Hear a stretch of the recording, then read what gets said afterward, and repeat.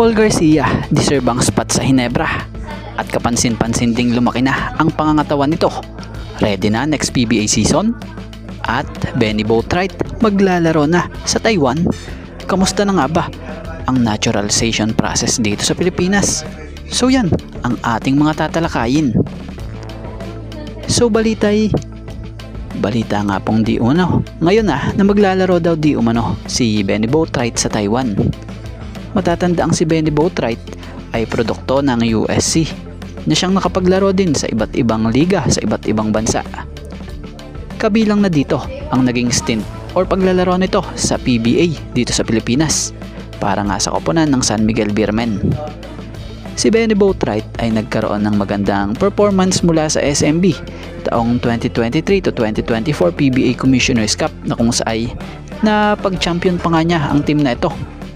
At marahil isa nga rin ito sa naging daan para magka-interes sa kanya ang Gilas dito. So matatanda namang pansamantalang natigil ang proseso ng pagna-naturalize dito. Nang abutin nga din po itong si Benny ng Achilles injury noong kalagitnaan ng 2024. Pero nito lang latest update dito. Ngayong nakarecover na ito, posibleng i-schedule na muli ang naturalization process patungkol kay Benny.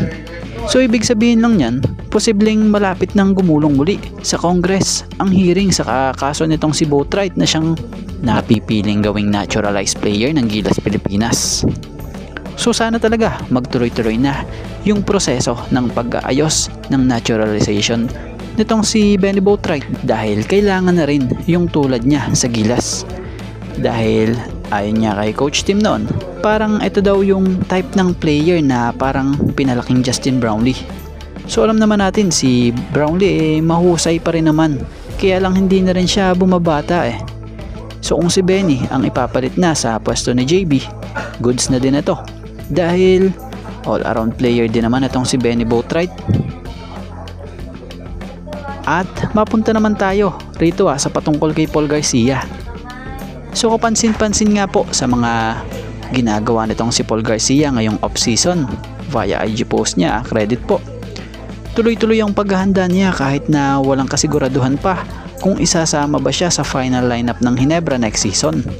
Dahil sa ngayon nga kasalukuyang nasa reserve list pa rin ito ng team kahit na nawala pa sa lineup si Eli Tenorio at Jamie Malonzo. Pero tingnan pa din natin kung mailalagay siya sa active lineup sa Hinebra bago mag-umpisa or bago magsimula ang bagong season ng liga.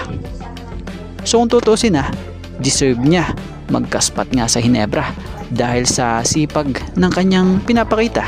Ang kagandahan pa nga kay Paul Garcia ngayon parang lumalapad pa ang kanyang mga pangangatawan. Kapansin-pansin din kasi na lumapad yung braso niya.